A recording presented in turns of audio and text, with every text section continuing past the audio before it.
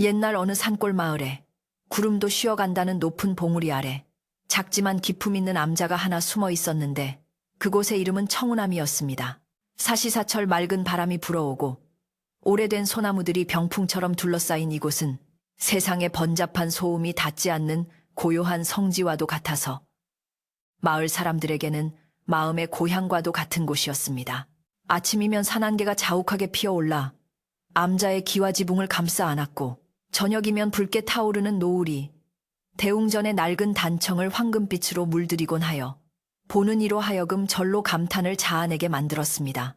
이곳에는 아주 오래전부터 전해 내려오는 귀한 보물이 하나 있었는데 그것은 바로 대웅전 한가운데 모셔진 자그마한 황금 불상이었습니다. 크기는 그리 크지 않아 어린아이의 품에 쏙 들어올 정도였지만 그 빛깔만큼은 세월의 때가 묻지 않아 언제나 은은하고 신비로운 광채를 뿜어내고 있었습니다. 청운암의 주지스님과 함께 수행하며 지내는 젊은 승려 혜진은 매일 새벽 가장 먼저 일어나 도량을 청소하고 불상을 닦는 것으로 하루를 시작하는 성실한 사람이었습니다. 혜진은 부모님을 일찍 여의고 스님의 거두어짐을 받아 이곳에서 자라났기에 암자는 곧 그의 집이었고 황금 불상은 그에게 부모님과 같은 존재나 다름없었습니다. 그는 매일 아침 차가운 계곡물로 세수를 하고 정갈한 마음으로 대웅전에 들어서서 부드러운 천으로 불상의 먼지를 조심스럽게 닦아내곤 했습니다. 혜진이 불상을 닦을 때면 그의 손길은 마치 깨지기 쉬운 보석을 다루듯 조심스러웠고 입가에는 항상 평온한 미소가 머물러 있어 보는 사람의 마음까지 맑게 해주었습니다. 그는 불상이 단순히 금으로 만들어진 물건이 아니라 마을의 안녕과 사람들의 간절한 소망이 깃든 신성한 존재라고 굳게 믿고 있었습니다. 마을 사람들은 기쁜 일이 있거나 슬픈 일이 있을 때면 험한 산길을 마다하지 않고 청운암을 찾아와 황금 불상 앞에 엎드려 기도를 올리곤 했습니다. 농사일이 잘 되어 풍년이 들기를 바라는 농부의 투박한 손이나 자식이 과거에 급제하기를 비는 어머니의 간절한 눈물, 혹은 병든 가족이 쾌차하기를 바라는 촌부의 한숨들이 모두 이 작은 불상 앞에 모여들었습니다. 혜진은 그런 마을 사람들의 뒷모습을 바라보며 자신이 정성껏 닦아놓은 불상이 그들의 이야기를 들어주고 위로해준다는 사실에 큰 보람을 느끼곤 했습니다. 비록 암자가 산꼭대기에 있어 오르내리기가 쉽지는 않았지만 마을 사람들에게 청운암은 언제나 열려있는 따뜻한 품과 같았고 혜진 역시 찾아오는 이들에게 시원한 물 한 바가지나 따뜻한 차를 대접하며 그들의 땀을 식혀주었습니다. 어느덧 계절은 가을을 지나 겨울의 문턱으로 접어들고 있었고 산사의 공기는 하루가 다르게 차가워져 아침이면 서리가 하얗게 내려앉기 시작했습니다. 혜진은 다가올 긴 겨울을 대비하기 위해 분주하게 움직였는데 숲에서 마른 나무를 주워와 막감을 마련하고 창호지에 구멍난 곳은 없는지 꼼꼼하게 살피는 것이 그의 주요 일과였습니다. 그는 도끼질을 하여 장작을 패면서도 마음속으로는 불경을 외우며 수행을 게을리하지 않았고 이마에 맺힌 땀방울이 찬바람에 식어갈 때면 오히려 정신이 맑아지는 것을 느꼈습니다. 암자의 굴뚝에서는 아침 저녁으로 구수한 연기가 피어올랐고 그 냄새는 산새들과 다람쥐들에게도 겨울 준비를 서두르라는 신호처럼 퍼져나갔습니다. 혜진이 돛감을 차곡차곡 쌓아 올릴 때마다 암자의 겨울은 조금씩 더 따뜻하고 안전해지는 것만 같았습니다. 암자를 지키는 노스님은 평소 말수가 적고 하루의 대부분을 선방에 앉아 참선을 하며 보내셨지만 혜진이 하는 일을 묵묵히 지켜보며 가끔 따뜻한 조언을 건네주시곤 했습니다. 노스님은 혜진에게 황금 불상의 가치는 겉으로 보이는 화려한 금빛에 있는 것이 아니라 그 안에 담긴 부처님의 자비와 사람들의 믿음에 있는 것임을 항상 강조하셨습니다. 스님은 혜진아, 무릇 세상의 모든 보물은 그것을 알아보는 눈과 지킬 줄 아는 마음이 있어야 비로소 빛이 나는 법이란다 라고 말씀하시며 물질적인 가치에 현혹되지 말고 본질을 꿰뚫어보는 지혜를 가져야 한다고 가르치셨습니다. 혜진은 스님의 말씀을 마음 깊이 새기며 황금 불상을 닦을 때마다 자신의 마음속에 낀 욕심과 번뇌의 먼지도 함께 닦아내려 노력했습니다. 어느 날 오후 마을의 김노인이 갓 쪄낸 시루떡을 한 덩이 싸들고 헐떡이는 숨을 몰아쉬며 암자로 올라왔습니다. 김노인은 며칠 전 손주가 열병으로 앓아누워 걱정이 태산 같았는데 이곳에 와서 불상 앞에 기도를 드리고 내려간 뒤 씻은 듯이 나았다며 감사의 인사를 전하러 온 것이었습니다. 혜진은 김노인을 반갑게 맞이하며 따뜻한 국화차를 내어드렸고 김노인은 불상 앞에서 다시 한번 깊이 허리를 숙여 절을 올렸습니다. 김노인의 주름진 얼굴에 번진 환한 미소는 황금 불상의 온화한 미소와 닮아 있었고 혜진은 그 모습을 보며 이 작은 불상이 마을 사람들에게 얼마나 큰 위안과 희망이 되는지를 다시 한번 깨달을 수 있었습니다. 이렇게 마을과 암자는 보이지 않는 끈으로 튼튼하게 연결되어 서로를 의지하며 살아가고 있었습니다. 하지만 세상에는 아름다운 이야기만 있는 것이 아니어서 청운암의 황금 불상에 대한 소문은 산 너머 다른 마을로 그리고 더 먼 곳으로 아름아름 퍼져나가고 있었습니다.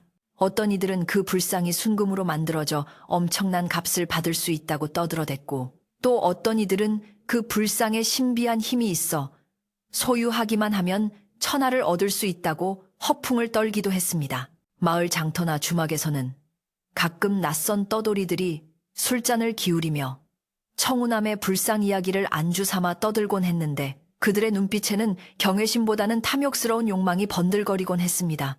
혜진은 가끔 마을에 내려갔다가 그런 불경스러운 이야기를 듣게 되면 마음이 불편해져 서둘러 암자로 발길을 돌리곤 했지만 산속의 평화가 영원할 수만은 없다는 막연한 불안감이 가슴 한구석에 자리 잡기 시작했습니다. 혜진이 암자로 돌아와 대웅전 문을 열면 황금불상은 언제나 변함없는 모습으로 그를 맞이해 주었고 그제야 혜진의 불안한 마음도 눈 녹듯 사라지곤 했습니다. 촛불 아래서 은은하게 빛나는 불상의 모습은 마치 걱정하지 말거라. 나는 언제나 이곳에 있을 것이다. 라고 말하는 듯 했습니다. 혜진은 불상 앞에 앉아 목탁을 두드리며 연부를 외웠고 청아한 목탁 소리는 산골짜기를 타고 흐르며 저녁 노을과 함께 어우러졌습니다. 그 소리를 듣는 산짐승들도 잠시 걸음을 멈추고 귀를 기울이는 듯 했고 바람조차 숨을 죽이고 암자의 고요함을 지켜주었습니다. 혜진은 이 평화로운 시간이 영원히 계속되기를 그리고 자신의 힘으로 이 소중한 성지를 끝까지 지켜낼 수 있기를 간절히 기도했습니다. 밤이 깊어지면 산사는 칠흑 같은 어둠 속에 잠기게 되는데 이때 유일하게 빛나는 것은 대웅전 안의 작은 촛불과 밤하늘에 총총히 박힌 별들뿐이었습니다. 혜진은 잠자리에 들기 전 마지막으로 도량을 한 바퀴 돌며 문단속을 철저히 하였는데 이는 산짐승들로부터 암자를 보호하기 위함이기도 했지만 혹시 모를 불청객을 경계하는 마음 때문이기도 했습니다. 낡은 나무문이 삐걱거리는 소리를 내며 닫힐 때마다 혜진은 세상과 단절된 이곳의 고립감이 때로는 아늑하게 때로는 두렵게 느껴지기도 했습니다. 하지만 든든한 노스님이 곁에 계시고 마을 사람들의 믿음이 함께한다는 생각에 다시 용기를 얻어 잠자리에 들 수 있었습니다. 산속의 밤은 길고 깊었지만 혜진의 꿈속에는 항상 따뜻한 봄날의 햇살과 황금 불상의 미소가 가득했습니다. 겨울을 재촉하는 비가 한 차례 내리고 난 뒤 산의 나무들은 잎을 모두 떨구고 앙상한 가지만을 남겨놓아 암자의 풍경은 더욱 쓸쓸하고 고즈넉해졌습니다. 바닥에 수북이 쌓인 낙엽을 쓸어내는 빗질 소리만이 새벽의 정적을 깨뜨렸고 혜진의 손길은 더욱 부지런해졌습니다. 그는 낙엽을 모아 밭에 거름으로 주고 겨우 내 먹을 김장독을 땅에 묻으며 다가올 혹독한 추위에 대비했습니다. 비록 몸은 고단했지만 땀 흘려 일하는 즐거움과 자연의 섭리에 순응하며 살아가는 소박한 삶에 그는 만족했습니다. 그에게 있어 황금 불상은 부귀영화의 상징이 아니라 이러한 청빈하고 성실한 삶을 지켜주는 든든한 버팀목이자 정신적인 지주였습니다. 어느 날 저녁, 혜진이 저녁 공양을 준비하기 위해 부엌에서 쌀을 씻고 있을 때 노스님이 조용히 다가와 말씀하셨습니다. 혜진아, 올겨울은 유난히 눈이 많이 올 것 같구나. 눈이 많이 오면 길이 끊겨 마을 사람들이 오기 힘들 터이니 우리가 더욱 기도를 열심히 하여 그들의 안녕을 빌어야 할 것이다. 스님의 말씀대로 하늘은 금방이라도 눈을 쏟아낼 듯 잔뜩 흐려 있었고 바람 끝은 매서워져 살쿨레이는 듯 했습니다. 혜진은 아궁이에 장작을 더 넣으며 불길을 살렸고 타닥타닥 타오르는 장작 소리에 귀를 기울이며 스님의 말씀을 되새겼습니다. 그는 자신이 단순히 불상을 지키는 것이 아니라 마을 사람들의 마음과 희망을 지키고 있다는 사명감을 다시 한번 굳게 다졌습니다. 청운암의 밤은 도시의 밤과는 달리 깊고 농밀하여 작은 소리 하나도 크게 울려 퍼지곤 했습니다. 처마 끝에 매달린 풍경이 바람에 흔들려 댕그랑 소리를 내면 그 소리는 텅 빈 마당을 가로질러 혜진의 방까지 선명하게 들려왔습니다. 혜진은 가끔 잠에서 깨어 그 소리를 들으며 누군가 암자를 찾아온 것은 아닌지 귀를 쫑긋 세우곤 했습니다. 산짐승이 지나가는 소리인지 바람이 문풍지를 흔드는 소리인지 구별하기 위해 숨을 죽이고 집중하다 보면 어느새 다시 고요함이 찾아와 그를 안심시키곤 했습니다. 하지만 그날 밤은 왠지 모르게 풍경 소리가 평소보다 더 처량하고 급박하게 들려와 혜진의 마음을 이유 없이 뒤숭숭하게 만들었습니다. 다음 날 아침 혜진이 대웅전에 들어갔을 때 불상 앞에 놓인 촛대가 쓰러져 있는 것을 발견하고 깜짝 놀랐습니다. 아마도 밤새 쥐나 고양이가 들어와 건드린 모양이라고 생각하며 촛대를 바로 세웠지만 찜찜한 기분은 쉽게 가시지 않았습니다. 그는 불상을 더욱 꼼꼼하게 살피며 흠집이 난 곳은 없는지 확인했고 다행히 불상은 여전히 온전한 모습으로 자비로운 미소를 짓고 있었습니다.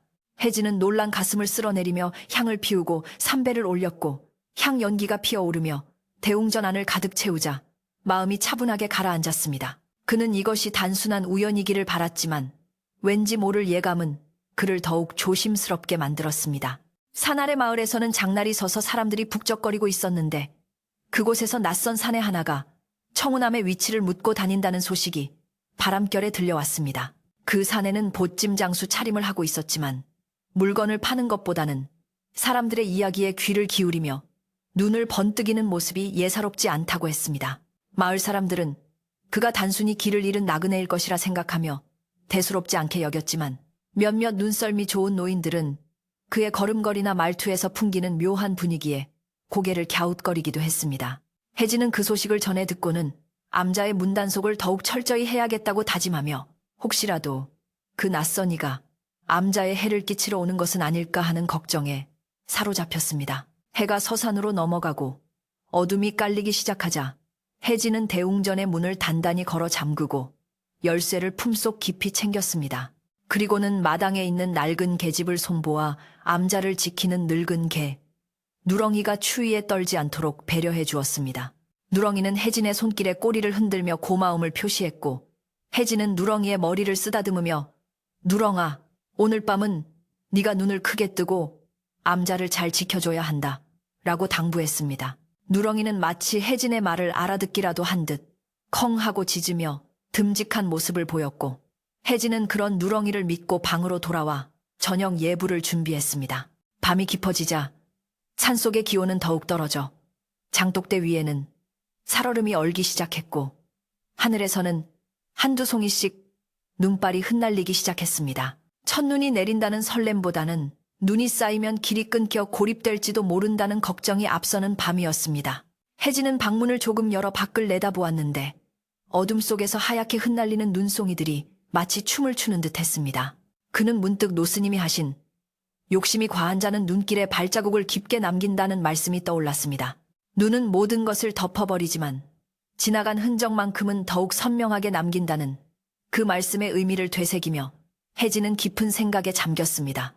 그 시각 암자로 올라오는 산길 어귀에는 어둠을 틈타 조심스럽게 발을 옮기는 누군가의 그림자가 있었습니다. 눈발이 굵어지면서 시야가 흐려졌지만 그림자는 망설임 없이 청운함을 향해 한 걸음 한 걸음 다가오고 있었습니다.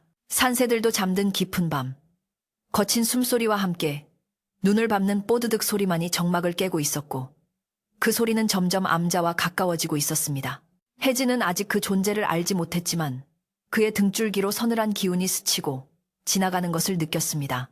그는 목탁을 두드리는 손에 힘을 주며 불경 소리를 높였고 그 소리가 어둠을 뚫고 멀리 퍼져나가 다가오는 불길한 기운을 막아주기를 간절히 바랐습니다. 대웅전의 황금 불상은 촛불 그림자에 일렁이며 마치 살아있는 듯한 표정을 짓고 있었습니다. 그 미소는 평소보다 더욱 신비롭고 엄숙해 보였으며 다가올 시련을 이미 알고 있다는 듯 초연한 모습이었습니다. 혜진은 예불을 마치고 불상을 바라보며 부처님, 부디 이 암자와 마을을 굽어 살펴 주옵소서 라고 나지막이 속삭였습니다. 그의 간절한 기도가 불상에 닿았는지 불상의 표정이 한결 부드러워진 것 같아 혜진은 안도하며 자리에서 일어났습니다. 밖에서는 바람소리가 점점 거세지고 눈보라가 몰아치기 시작하여 암자는 이제 세상과 완전히 단절된 채 거대한 자연의 힘 속에 홀로 남겨진 듯 했습니다. 혜진이 잠자리에 들기 위해 이불을 펴고 있을 때 갑자기 누렁이가 사납게 짖어대는 소리가 들려왔습니다. 평소 순하기만 하던 누렁이가 저토록 격렬하게 짖는 것은 멧돼지나 호랑이 같은 맹수가 나타났거나 아니면 낯선 사람이 침입했을 때뿐이었습니다. 혜진은 황급히 밖으로 뛰쳐나갔고 마당 한가운데서 눈보라를 뚫고 서 있는 검은 그림자를 발견했습니다. 그 그림자는 큰 보찜을 메고 삿갓을 눌러쓴 채 묵묵히 서 있었는데 그 모습이 마치 저승에서 온 사자처럼 섬뜩하게 느껴졌습니다. 혜진은 떨리는 목소리로 누구십니까? 이 늦은 밤에 어인일로 오셨습니까? 라고 물었습니다. 그림자는 천천히 고개를 들어 혜진을 바라보았고 삿갓 아래로 드러난 눈빛은 뱀처럼 차갑고 날카로웠습니다. 그는 아무 말 없이 보찜을 내려놓으며 암자 쪽으로 한 걸음 다가왔는데 그 기세에 눌려 혜진은 저도 모르게 뒷걸음질을 쳤습니다. 바람이 윙윙거리며 두 사람 사이를 휘감아 돌았고 긴장감은 팽팽하게 당겨진 활시위처럼 끊어질 듯 위태로웠습니다. 바로 그때 선방문이 열리며 노스님이 지팡이를 짚고 나오셨습니다. 스님은 거센 바람에도 흔들림 없는 목소리로 오갈 데 없는 나그네라면 들어와 몸을 녹이시구려. 부처님의 도량은 누구에게나 열려있는 법이니 라고 말씀하셨습니다. 스님의 말씀에 사내의 날카롭던 눈빛이 잠시 흐려지며 의아한 표정을 지었습니다. 그는 껄껄 웃으며 지나가던 길손인데 눈보라가 너무 거세요. 잠시 쉬어가고자 들렀소이다. 폐가 되지 않는다면 하룻밤 묵어갈 수 있겠소? 라고 물었습니다. 그의 목소리는 거칠고 탁했지만 말투는 짐짓 예의를 차리려는 듯 했습니다. 혜진은 여전히 의심을 거두지 못하고 경계의 눈초리를 보냈지만 노스님은 온화한 미소를 지으며 그를 안으로 들였습니다. 이것이 바로 청운함에 닥칠 거대한 시련의 시작임을 그때는 아무도 알지 못했습니다. 눈보라는 더욱 거세게 몰아치며 암자를 집어삼킬 듯 포효하고 있었고 산사는 이제 폭풍 전야의 고요함 속으로 빠져들고 있었습니다. 혜진은 낯선 사내를 사랑채로 안내하고 군부를 지피며 찜찜한 마음을 감출 수 없었습니다. 사내의 보찜 속에서 들리던 둔탁한 금소금과 법당 쪽을 힐끔거리던 그의 시선이 계속해서 마음에 걸렸기 때문입니다. 하지만 스님의 뜻을 거역할 수 없어 정성껏 손님을 대접해야만 했습니다. 밤은 깊어만 가고 눈은 하염없이 쏟아져 온 세상을 하얗게 뒤덮고 있었습니다. 청운암의 황금 불상은 어둠 속에서도 여전히 은은한 빛을 발하며 다가올 운명을 조용히 기다리고 있는 듯 했습니다. 과연 이 평화로운 암자에 어떤 일이 벌어질지, 그리고 혜진은 소중한 불상을 지켜낼 수 있을지 바람만이 그 해답을 알고 있는 듯 윙윙거리며 산을 휘돌아 나갔습니다. 밤새 내린 눈은 온 세상을 하얗게 덮어버렸고 청운암은 마치 구름 위에 떠있는 섬처럼 세상과 단절된 채 고요함 속에 잠겨 있었습니다. 눈은 무릎까지 빠질 정도로 높이 쌓여 있었고 나뭇가지들은 그 무게를 이기지 못해 축 늘어져 있거나 간혹 툭툭 부러지는 소리를 내며 정적을 깨뜨리곤 했습니다. 혜진은 이른 새벽부터 일어나 마당에 쌓인 눈을 치우기 시작했는데 비가 빗자루를 쓸 때마다 하얀 눈가루가 공중으로 흩날려 아침 햇살에 반짝였습니다. 그의 입에서는 하얀 입김이 쉴 새 없이 뿜어져 나왔고 얼굴은 찬바람에 붉게 상기되어 있었지만 눈을 치우는 그의 손길에는 활력이 넘쳤습니다. 그는 손님이 묵고 있는 사랑채 앞까지 길을 내어주며 혹시라도 객이 불편해하지 않을까 세심하게 배려하는 것을 잊지 않았습니다. 사랑채 문이 삐걱거리며 열리고 어젯밤 늦게 찾아왔던 낯선 사내 덕칠이 부스스한 얼굴로 밖으로 나왔습니다. 그는 눈이 부신 듯 손을 들어 이마를 가리며 주위를 둘러보았는데 그의 눈동자는 아름다운 설경을 감상하기보다는 암자의 이곳저곳을 빠르게 훑어보는 듯 했습니다. 덕칠은 기지개를 켜며 하품을 늘어지게 하더니 마당을 쓸고 있는 혜진을 보고는 짐짓 사람 좋은 미소를 지어 보였습니다. 스님, 밤새 눈이 엄청나게 왔구려. 이래서야 산을 내려가기는커녕 꼼짝없이 갇히게 생겼소. 그의 목소리에는 걱정보다는 은근한 기대감이 서려 있는 듯 했는데 이는 며칠 더 이곳에 머물며 기회를 엿볼 수 있겠다는 계산이 섰기 때문이었습니다. 혜진은 잠시 비지를 멈추고 덕칠에게 합장하며 아침 인사를 건넸습니다. 간밤에 춥지는 않으셨는지요? 산사의 겨울밤은 유난히 길고 춥습니다. 공양 준비를 해둘 테니 세수하시고 식당으로 오십시오. 혜진의 태도는 정중하고 예의 발랐지만 어젯밤 느꼈던 서늘한 기운이 여전히 기억에 남아있어 덕칠을 대하는 마음 한구석에는 경계심이 자리 잡고 있었습니다. 덕칠은 혜진의 뒷모습을 바라보며 입맛을 다시었는데 그의 눈길은 혜진이 들어가는 요사체가 아니라 굳게 닫혀있는 대웅전 문 쪽으로 향해 있었습니다. 그는 대웅전의 낡은 문틈 사이로 무엇인가를 확인하려는 듯 목을 길게 빼고 기웃거렸지만 안에서는 아무런 인기척도 들리지 않았습니다. 아침 공양 시간, 소박한 산채 반찬과 따뜻한 콩나물국이 상에 올랐습니다. 덕칠은 배가 많이 고팠는지 체면도 차리지 않고 허겁지겁 밥을 퍼먹기 시작했습니다. 쩝쩝거리는 소리가 조용한 공양간을 울렸고 밥풀이 수염에 묻는 것도 아랑곳하지 않는 그의 모습은 수행하는 승려들의 점잖은 식사 예절과는 거리가 멀었습니다. 혜진은 조용히 국을 떠먹으며 덕칠의 모습을 관찰했는데 덕칠은 밥그릇을 비우자마자 물을 벌컥벌컥 들이키고는 소매로 입을 쓱 닦으며 말을 꺼냈습니다. 그런데 스님, 제가 아래마을에서 듣기로는 이 절에 아주 용한 보물이 있다고 하던데 그게 사실입니까? 덕칠의 눈이 탐욕스럽게 번들거렸습니다. 혜진은 숟가락을 내려놓으며 차분한 목소리로 대답했습니다. 보물이라니요. 산속 작은 암자에 무슨 보물이 있겠습니까? 그저 부처님의 말씀을 따르는 마음이 보물이라면 보물이겠지요. 혜진은 일부러 대수롭지 않다는 듯 말하며 화제를 돌리려 했지만 덕칠은 집요하게 물고 늘어졌습니다. 에이, 스님도 참 소문이 파다하던데 뭘 그리 감추십니까? 황금으로 만든 불상이 있어서 소원을 빌면 다 이루어진다면서요. 저도 장사하는 사람이라 금이라면 냄새를 좀 맡을 줄 아는데 한번 구경이나 시켜주시지요. 덕칠은 몸을 앞으로 기울이며 혜진의 표정을 살폈는데 그 태도가 무례하기 짝이 없었습니다. 그때 공양간 문이 열리고 노스님이 들어오셨습니다. 노스님은 덕칠의 말을 다 들으셨는지 빙글에 미소를 지으며 자리에 앉으셨습니다. 허허, 처사가 세상 이야기에 귀가 발구려. 허나 눈에 보이는 황금은 돌덩이보다 못한 법. 진정한 보물은 마음속에 있는 것이지. 스님은 덕칠을 빤히 바라보며 뼈있는 말씀을 던지셨지만 덕칠은 콧방귀를 뀌며 속으로 비웃었습니다. 늙은이가 뜬구름 잡는 소리만 하는군. 내 눈으로 직접 확인하기 전에는 못 믿어. 덕칠은 겉으로는 스님의 말씀에 동조하는 척 고개를 끄덕였지만 속으로는 오늘 밤 기필코 대웅전에 들어가 불상을 확인하겠다고 다짐했습니다. 식사를 마친 덕칠은 소화도 시킬 겸 암자 주변을 어슬렁거리기 시작했습니다. 그는 뒷간에 가는 척하며 대웅전 뒤편으로 돌아가 건물의 구조를 살폈습니다. 오래된 목조 건물이라 여기저기 틈이 많았고 창호지 문은 손가락 하나로도 쉽게 뚫을 수 있을 것처럼 허술해 보였습니다. 덕칠은 주위의 눈치를 살피며 바닥에 떨어진 돌멩이를 주워 대웅전 기둥에 툭툭 던져보기도 하고 담장의 높이를 가늠해보기도 했습니다. 그는 자신이 타고 온 보찜 속에 들어있는 밧줄과 연장을 떠올리며 일이 생각보다 쉽게 풀릴 수도 있겠다는 생각에 회심의 미소를 지었습니다. 산속이라 도망칠 길만 잘 확보한다면 누구도 자신을 잡지 못할 것이라 확신했습니다. 한편 혜진은 덕칠의 행동이 계속 신경 쓰여 제대로 수행에 집중할 수가 없었습니다. 목탁을 두드려도 소리가 막지 않았고 경전을 읽어도 글자가 눈에 들어오지 않았습니다. 그는 대웅전 청소를 핑계로 법당 문을 열고 들어가 불상의 상태를 다시 한번 확인했습니다.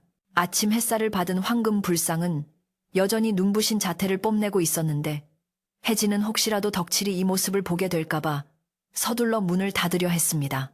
하지만 어느새 다가온 덕칠이 문틈 사이로 그 광경을 목격하고 말았습니다. 오호라! 저것이로구나! 덕칠은 자신도 모르게 탄성을 내질렀고 그 소리에 혜진은 화들짝 놀라 뒤를 돌아보았습니다. 덕칠의 눈은 황금 불상에 고정된 채 떨어질 줄 몰랐습니다. 그가 상상했던 것보다 훨씬 더 정교하고 아름다운 불상이었고 무엇보다 순금의 묵직한 질감이 멀리서도 느껴지는 듯 했습니다. 저 정도 크기의 순금이라면 평생 놀고 먹어도 남을 돈을 만질 수 있을 것이라는 계산이 그의 머릿속을 빠르게 스쳐 지나갔습니다. 혜진은 황급히 문을 닫으며 덕칠의 시선을 차단했지만 이미 덕칠의 가슴 속에는 걷잡을 수 없는 탐욕의 불길이 타오르기 시작했습니다. 혜진은 굳은 표정으로 법당은 함부로 들여다보는 곳이 아닙니다. 처사님은 객실로 돌아가 주십시오. 라고 단호하게 말했습니다.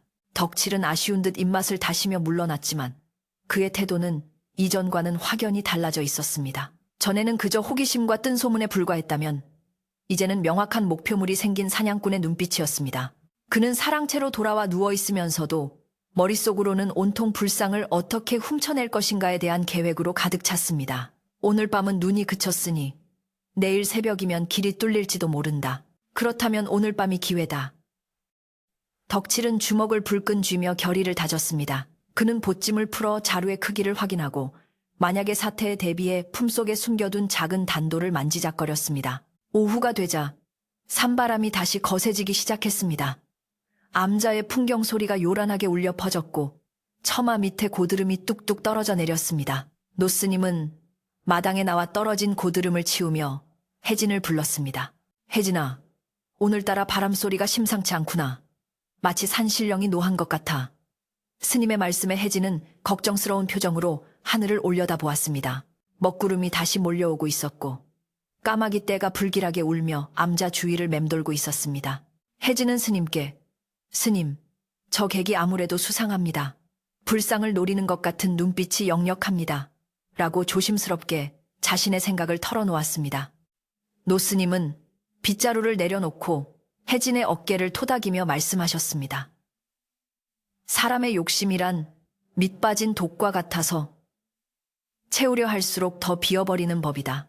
그가 스스로 깨닫지 못한다면 화를 면치 못할 것이다.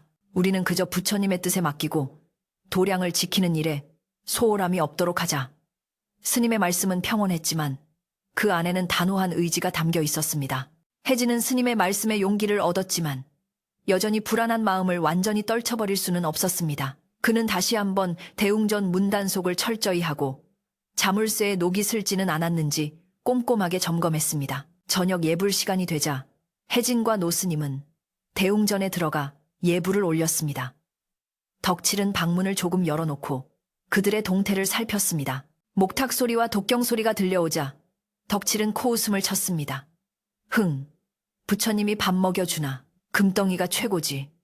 그는 예불이 끝나고 두 승려가 잠자리에 들 시간만을 기다렸습니다. 시간이 더디게만 흘러가는 것 같아 덕칠은 초조하게 방 안을 서성거렸습니다. 그는 배가 고프지도 않은데 자꾸만 목이 말라 물을 들이켰고 긴장감에 손바닥에는 땀이 흥건하게 배어 나왔습니다. 한편 마을 장터에서는 청운함에 대한 소문이 꼬리에 꼬리를 물고 퍼져나가고 있었습니다. 주막에 모인 사람들은 어제 산으로 올라간 낯선 사내에 대해 이야기를 나누고 있었습니다. 그놈 눈매가 보통이 아니던데 혹시 절에 무슨 해코지라도 하는 건 아닐까? 설마 부처님이 계신 곳인데 감히 나쁜 짓을 할 수 있겠어? 사람들은 걱정 반 호기심 반으로 이야기를 나누었지만 누구 하나 선뜻 눈 쌓인 산길을 올라가 볼 엄두는 내지 못했습니다. 그저 무사하기만을 바라는 마음으로 막걸리 잔을 기울일 뿐이었습니다. 마을 사람들의 이런 걱정이 바람을 타고 산꼭대기 암자까지 전해지기라도 한 듯 밤하늘의 달은 구름 속에 숨어 모습을 감추었습니다. 밤이 깊어지자 암자는 다시 깊은 침묵 속에 빠져들었습니다. 혜진은 피곤한 몸을 이끌고 자리에 누웠지만 쉽사리 잠을 이룰 수 없었습니다. 옆방에서 들려오는 노스님의 고른 숨소리만이 그나마 위안이 되었습니다. 혜진은 머리맡에 놓아둔 몽둥이를 만져보며 만약에 사태가 발생하면 목숨을 걸고서라도 불상을 지키겠다고 다짐했습니다. 밖에서는 바람이 문풍지를 세차게 흔들어대며 마치 누군가 문을 두드리는 듯한 소리를 냈고 그럴 때마다 혜진은 움찔하며 몸을 일으켰습니다. 그의 신경은 한껏 곤두서 있었고 작은 인기척에도 예민하게 반응했습니다. 그 시각 덕칠은 불을 끄고 자리에 누워있는 척했지만 눈은 말똥말똥하게 뜨고 있었습니다. 그는 승려들이 잠들었는지 확인하기 위해 숨을 죽이고 귀를 기울였습니다. 요사체 쪽에서 불빛이 사라지고 고요해지자 덕칠은 슬그머니 몸을 일으켰습니다. 그는 검은색 무명천으로 복면을 만들어 얼굴을 가리고 신발끈을 단단히 조여맸습니다. 그리고는 미리 준비해둔 자루를 허리춤에 차고 문을 조심스럽게 열었습니다. 문이 삐걱 소리를 내지 않도록 기름칠을 해둔 덕분에 문은 소리 없이 부드럽게 열렸습니다. 차가운 밤 공기가 덕칠의 얼굴을 때렸지만 그의 열기띤 몸은 추위를 느끼지 못했습니다. 마당에 쌓인 눈은 달빛이 없어 회색빛으로 보였고 덕칠은 발자국 소리를 죽이기 위해 까치발을 들고 대웅전 쪽으로 이동했습니다. 누렁이가 계집에서 자고 있었지만 덕칠이 미리 던져준 고기 뼈다귀를 배불리 먹은 탓인지 세상 모르고 터차 떨어져 있었습니다. 덕칠은 비릿한 미소를 지으며 누렁이를 지나쳐 대웅전 계단을 올랐습니다. 심장이 쿵쿵거리는 소리가 귓가에 울렸지만 황금불상을 손에 넣을 수 있다는 생각에 두려움보다는 흥분이 앞섰습니다. 대웅전 앞에 선 덕칠은 주위를 다시 한번 살핀 후 품속에서 쇠꼬챙이를 꺼내 자물쇠 구멍에 쑤셔 넣었습니다. 그는 장터에서 자물쇠 따는 기술을 어깨너머로 배운 적이 있었는데 낡은 자물쇠는 몇 번의 손놀림 끝에 딸깍 소리를 내며 풀렸습니다. 덕칠은 희열을 느끼며 자물쇠를 벗겨내고 문을 천천히 밀었습니다. 문이 열리자 대웅전 안의 촛불은 이미 꺼져 있었지만 제단 위에 놓인 황금불상은 어둠 속에서도 희미하게 빛을 발하고 있었습니다. 마치 스스로 빛을 내는 듯한 그 신비로운 모습에 덕칠은 잠시 넋을 잃고 바라보았습니다. 하지만 곧 정신을 차린 덕칠은 신발을 신은 채 법당 안으로 성큼성큼 들어갔습니다. 신성한 법당에 흑발을 들이는 것은 큰 불경이었지만 이미 눈이 뒤집힌 덕칠에게 그런 것은 중요하지 않았습니다. 그는 제단 위로 뛰어올라 불상을 덥석 집어들었습니다. 생각보다 묵직한 무게감이 손끝에 전해져 오자 덕칠은 쾌재를 불렀습니다. 이건 진짜다. 순금이다. 그는 기쁨을 주체하지 못하고 불상을 자루에 쑤셔 넣었습니다. 불상이 자루 속으로 사라지는 순간 대웅전 안의 공기가 갑자기 차갑게 변하며 촛대들이 흔들리는 듯한 착각이 들었습니다. 덕칠은 서둘러 밖으로 나오려 했으나 문득 노스님이 했던 말이 귓가를 맴돌았습니다. 욕심이 과한 자는 발걸음이 무거워진다. 덕칠은 고개를 세차게 흔들며 잡념을 떨쳐버렸습니다. 헛소리. 금덩이를 짊어졌으니 당연히 무거운 거지.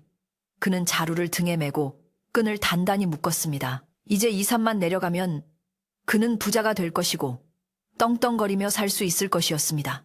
덕칠은 대웅전 문을 대충 닫아놓고 암자를 빠져나가기 위해 뒷문 쪽으로 발걸음을 옮겼습니다. 그때 갑자기 등 뒤에서 벼락 같은 소리가 들려왔습니다. 멈추어라. 혜진의 목소리였습니다. 잠을 설치던 혜진이 대웅전 문이 열리는 소리를 듣고 뛰쳐나온 것이었습니다. 혜진은 횃불을 들고 서 있었는데 불빛에 비친 그의 얼굴은 분노로 일그러져 있었습니다. 네 이놈! 감히 부처님 몸에 손을 대다니 천벌이 두렵지 않느냐. 혜진의 호통 소리가 산사를 쩌렁쩌렁 울렸습니다. 덕칠은 당황했지만 곧바로 품에서 단도를 꺼내들며 위협했습니다. 비켜라. 내 앞길을 막으면 죽놈이고 뭐고 가만두지 않겠다. 덕칠의 눈에는 살기가 등등했고 혜진은 몽둥이를 고쳐쥐며 그와 대치했습니다. 두 사람 사이에는 팽팽한 긴장감이 흘렀고 눈보라가 다시 몰아치기 시작하며 상황은 더욱 급박해졌습니다. 노스님도 방문을 열고 나오셨는데 스님은 당황하는 기색 없이 조용히 합장을 하시고는 낮은 목소리로 연부를 외우기 시작하셨습니다. 관세음보살, 관세음보살. 스님의 연불 소리는 바람 소리에 묻혀 희미하게 들렸지만 기이하게도 덕칠의 가슴을 옥죄어 오는 듯한 압박감을 주었습니다. 덕칠은 등 뒤에 자루를 고쳐매며 뒷걸음질을 쳤습니다. 승려들과 싸우다가는 시간이 지체될 것이고 그러면 마을 사람들이 올라올지도 모른다는 생각에 일단 도망치는 것이 상책이라 판단했습니다. 두고 보자. 내 다시는 이곳에 얼씬도 안 할 테니 길을 비켜. 덕칠은 횃불을 든 혜진을 향해 돌멩이를 집어 던지고는 틈을 타 어둠 속 산길로 내달리기 시작했습니다. 눈 쌓인 비탈길은 미끄러웠지만 탐욕에 눈이 먼 덕칠은 짐승처럼 네 발로 기어서라도 산을 내려갈 기세였습니다. 혜진이 뒤쫓으려 했으나 노스님이 내버려 두어라. 갈 사람은 가고 남을 것은 남는 법이다. 라며 그를 만류했습니다.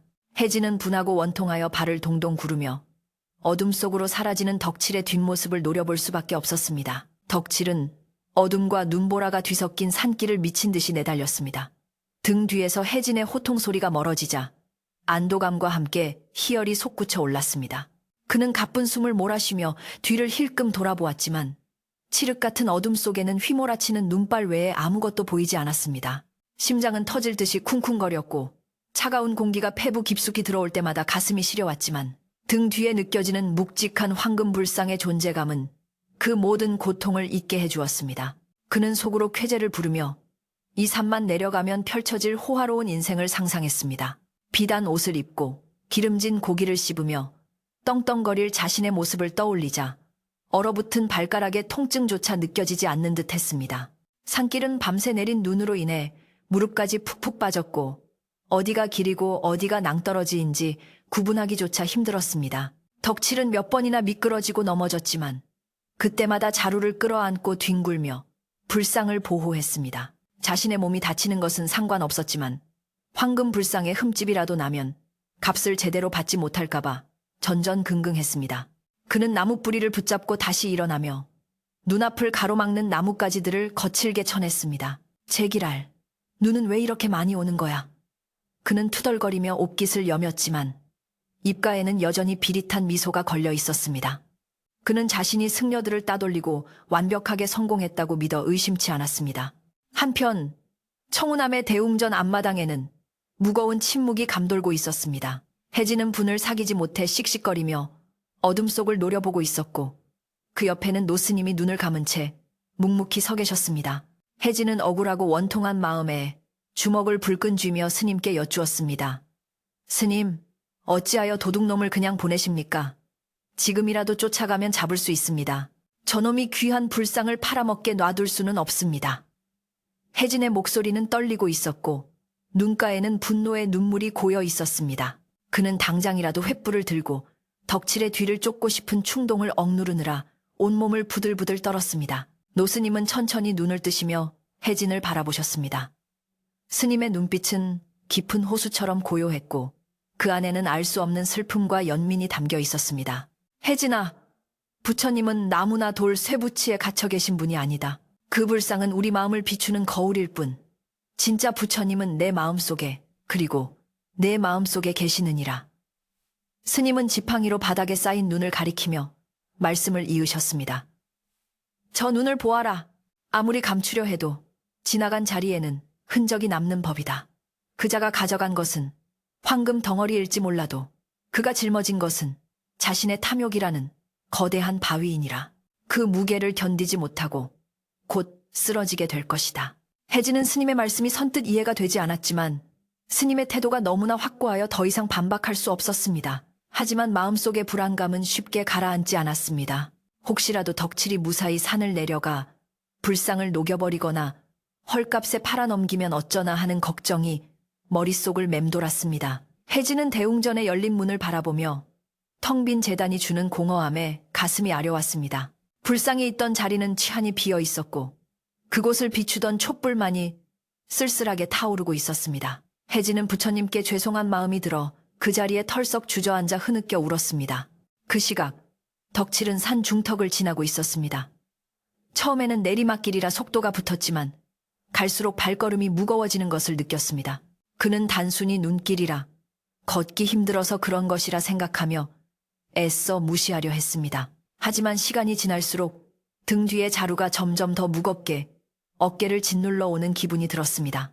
처음 암자를 빠져나올 때만 해도 쌀 한 가마니 정도의 무게라고 생각했는데 지금은 마치 쌀 두 가마니, 아니 세 가마니를 짊어진 것처럼 묵직했습니다. 덕칠은 자루의 끈을 고쳐매며 어이쿠, 힘이 빠졌나? 왜 이렇게 무겁지? 라고 중얼거렸습니다. 바람은 더욱 거세게 몰아쳐 덕칠의 귓가를 때렸고 그 소리는 마치 누군가가 귀신처럼 울부짖는 소리 같았습니다. 윙윙거리는 바람 소리 사이로 놓아라, 놓고 가라 하는 환청이 들리는 듯하여 덕칠은 쏘스라치게 놀라 주위를 두리번거렸습니다. 하지만 주위에는 앙상한 나무들만이 귀신 같은 형상으로 서 있을 뿐 아무도 없었습니다. 덕칠은 공포감을 떨쳐내기 위해 헛기침을 하며 노래를 흥얼거려 보았지만 목소리는 떨리고 있었고 등 뒤에 식은땀은 멈추지 않았습니다. 그는 자신이 너무 긴장해서 헛것을 듣는 것이라 스스로를 위로했습니다. 덕칠은 잠시 쉬어가기 위해 커다란 바위 아래 털썩 주저앉았습니다. 어깨가 끊어질 듯 아파왔고 다리는 후들거려 더 이상 서 있을 힘조차 없었습니다. 그는 자루를 바닥에 내려놓으려 했지만 왠지 자루가 등에 딱 달라붙은 것처럼 떨어지지 않았습니다. 끈이 엉킨 것인가 싶어 손으로 더듬어 보았지만 매듭은 그대로였습니다. 이상하다는 생각이 들었지만 다시 힘을 주어 자루를 내려놓자 쿵 하는 소리와 함께 바닥이 울리는 듯 했습니다. 허, 이놈의 불상이 속이 꽉 찬 순금이라 그런가. 무게가 장난이 아니구만. 덕칠은 혀를 내두르며 자루를 쓰다듬었습니다. 그는 목을 축이기 위해 눈을 한 움큼 집어 입에 넣었습니다. 차가운 눈이 입안에서 녹으면서 잠시 정신이 드는 듯 했지만 곧이어 밀려오는 피로감은 어쩔 수 없었습니다. 덕칠은 이대로 잠들면 얼어 죽을 수도 있다는 생각에 억지로 몸을 일으켰습니다. 다시 자루를 매려는데 이번에는 자루가 바닥에 뿌리라도 내린 듯 꿈쩍도 하지 않았습니다. 으라차차.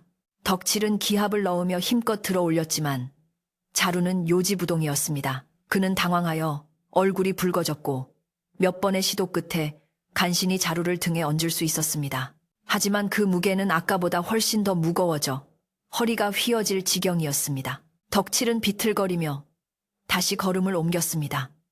한 발자국 떼기가 천근 만근 같았습니다. 그의 발은 눈 속에 깊이 박혀 잘 빠지지 않았고 등 뒤의 무게는 그를 자꾸만 땅바닥으로 끌어내리려 했습니다. 그는 숨을 헐떡이며 생각했습니다. 이상하다. 분명 아까는 들만 했는데 왜 갑자기 바위 덩어리처럼 무거워진 거지? 눈이 젖어서 자루가 물을 먹었나? 그는 자루를 의심해 보았지만 가죽으로 된 보찜이라 물이 스며들 리가 없었습니다. 덕칠의 머릿속에 아까 노스님이 했던 말이 스쳐 지나갔지만 그는 고개를 세차게 흔들며 애써 부정했습니다. 산 아래 마을에서는 개들이 짖어대기 시작했습니다. 평소와는 다른 길고 구슬픈 울음소리였습니다. 마을 사람들은 잠결에 그 소리를 듣고 뒤척였고 몇몇 노인들은 자리에서 일어나 문 밖을 내다보았습니다. 산 쪽에서 불어오는 바람에 비릿한 쇠냄새와 함께 알 수 없는 기운이 실려오는 듯 했습니다. 촌장은 잠을 이루지 못하고 곰방대를 물고 마루에 나와 앉았습니다. 그는 청우남 쪽 하늘을 바라보며 산신령님이 노하셨나? 구름의 움직임이 예사롭지 않구먼 하고 혀를 찼습니다. 마을에는 묘한 긴장감이 감돌기 시작했고 사람들은 본능적으로 무슨 일이 일어났음을 직감했습니다. 혜진은 암자에서 뜬 눈으로 밤을 새우고 있었습니다. 그는 몽둥이를 챙기고 신발끈을 단단히 묶은 채 언제라도 스님의 허락이 떨어지면 뛰쳐나갈 준비를 하고 있었습니다. 노스님은 그런 혜진의 마음을 아시는지 모르시는지 여전히 선방에 앉아 참선에만 몰두하고 계셨습니다. 혜진은 답답한 마음에 마당을 서성거렸습니다. 누렁이도 혜진의 불안을 느꼈는지 꼬리를 내리고 낑낑거렸습니다. 혜진은 누렁이를 쓰다듬으며 걱정 마라, 누렁아. 부처님이 그냥 보고만 계시지는 않을 거야 라고 속삭였지만 그 말은 자기 자신에게 하는 위로와도 같았습니다. 덕칠의 상황은 점점 더 악화되고 있었습니다. 이제는 걷는 것조차 힘들어 거의 기어가다시피 산을 내려오고 있었습니다. 등 뒤의 불상은 마치 살아있는 생명체처럼 꿈틀거리는 것 같았고 무게는 기하급수적으로 늘어나고 있었습니다. 그의 어깨는 지시겨지는 듯한 고통의 비명을 질렀고 허리는 뚝하고 부러질 것만 같았습니다. 헉, 이게 도대체 무슨 조화란 말인가? 덕칠은 공포에 질려 중얼거렸습니다. 그는 자루를 버리고 도망치고 싶은 마음이 굴뚝 같았지만 탐욕이 그의 손을 놓지 않았습니다. 여기까지 어떻게 가져왔는데 이걸 버리면 나는 끝장이다.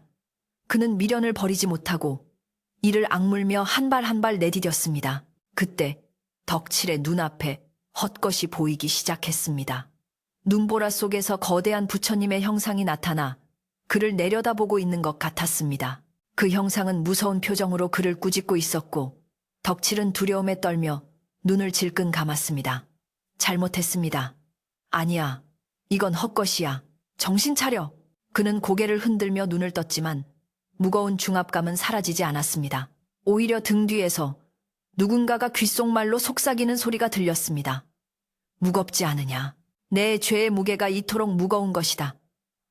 그 목소리는 혜진의 목소리 같기도 하고 노스님의 목소리 같기도 했으며 어쩌면 자기 자신의 양심의 소리 같기도 했습니다. 덕칠은 이제 한 발짝도 움직일 수 없는 지경에 이르렀습니다. 마을이 내려다 보이는 고갯마루까지 간신히 왔지만 거기서 그는 무릎을 꿇고 말았습니다. 등 뒤의 무게가 그를 완전히 제압해버린 것입니다. 그는 자루를 벗어버리려고 안간힘을 썼지만 매듭은 돌처럼 단단하게 굳어 풀리지 않았고 자루는 마치 그의 등과 한 몸이 된 것처럼 떨어지지 않았습니다. 덕칠은 울부짖으며 바닥을 기었습니다. 살려주시오. 제발 살려주시오. 내가 잘못했소. 그의 비명소리는 바람에 흩어져 허공으로 사라졌습니다. 날이 희미하게 밝아오기 시작했습니다. 동쪽 하늘이 푸르스름하게 변해가고 있었지만 눈보라는 여전히 멈출 기미를 보이지 않았습니다. 혜진은 더 이상 참지 못하고 노스님이 계신 선방문을 두드렸습니다. 스님, 날이 밝았습니다. 이제는 내려가 보아야 하지 않겠습니까? 혹시라도 그자가 마을로 내려가 행패라도 부리면 어쩝니까? 선방 안에서 스님의 기침 소리가 들리더니 문이 열리고 스님이 나오셨습니다. 스님은 밤새 한숨도 주무시지 않은 듯 피곤한 기색이 역력했지만 눈빛만은 형형하게 빛나고 있었습니다. 그래, 가보자. 이제 때가 된 것 같구나. 혜진과 노스님, 그리고 누렁이는 산을 내려가기 시작했습니다. 혜진은 앞장서서 눈길을 헤치며 나아갔고 노스님은 그 뒤를 천천히 따랐습니다. 혜진의 마음은 급했지만 스님의 걸음걸이에 맞추느라 속도를 낼 수 없었습니다. 눈 위에 찍힌 덕칠의 발자국은 처음에는 보폭이 넓고 깊었지만 아래로 내려갈수록 보폭이 좁아지고 질질 끈 흔적이 역력했습니다. 혜진은 그 흔적을 보며 스님의 말씀이 사실일지도 모른다는 생각을 했습니다. 정말 죄의 무게가 그를 짓누르고 있는 것일까?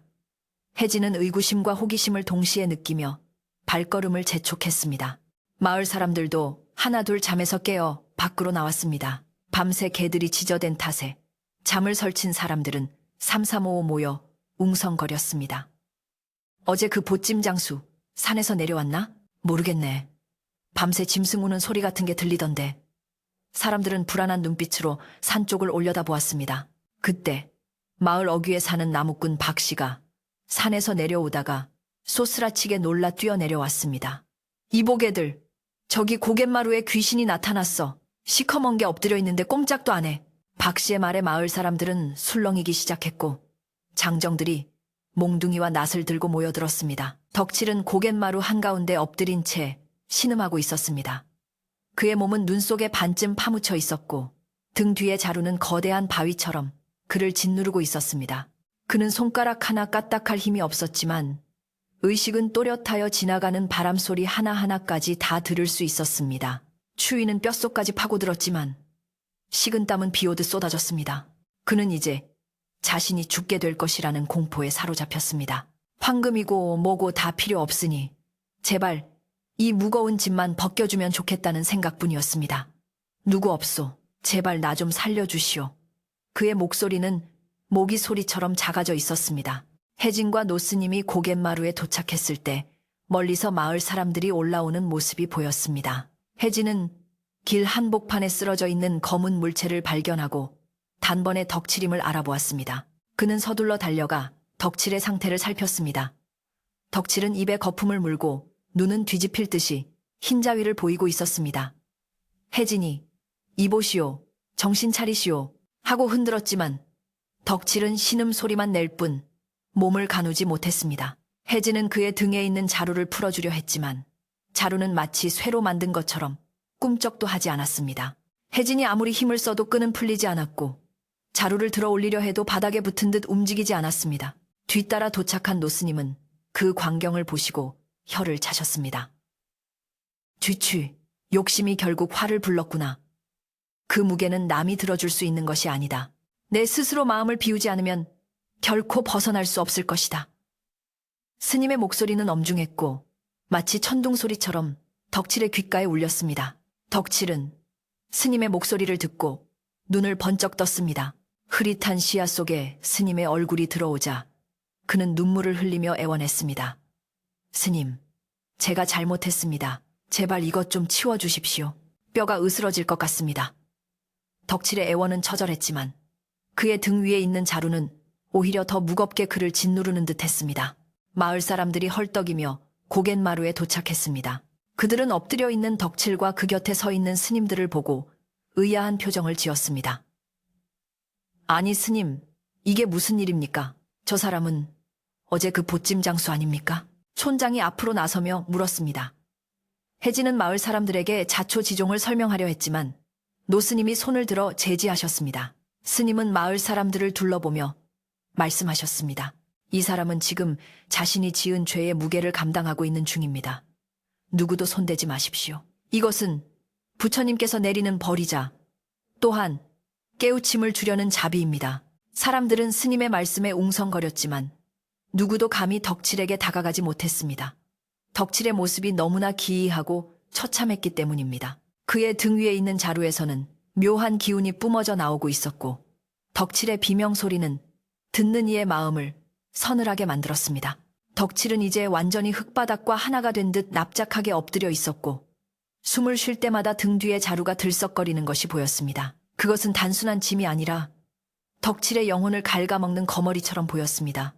혜진은 이 믿을 수 없는 광경을 지켜보며 보이지 않는 힘에 대한 경외심과 두려움을 동시에 느꼈습니다. 마을 사람들은 눈 덮인 고갯마루에 둥그렇게 모여들어 바닥에 납작 엎드린 덕칠과 그를 짓누르고 있는 정체불명의 자루를 경악에 찬 눈빛으로 내려다보고 있었습니다. 촌장이 떨리는 손으로 지팡이를 들어 덕칠을 가리키며 이 보게들, 저 자루 속에 든 것이 도대체 무엇이기에 사람이 저토록 꼼짝을 못하고 비명만 지르고 있는 겐가 하고 물었지만 아무도 선뜻 대답하는 이가 없었습니다. 다만 자루 틈새로 흘러나오는 기이하고 서늘한 기운이 사람들의 발끝을 타고 올라와 등골을 오싹하게 만들 뿐이었습니다.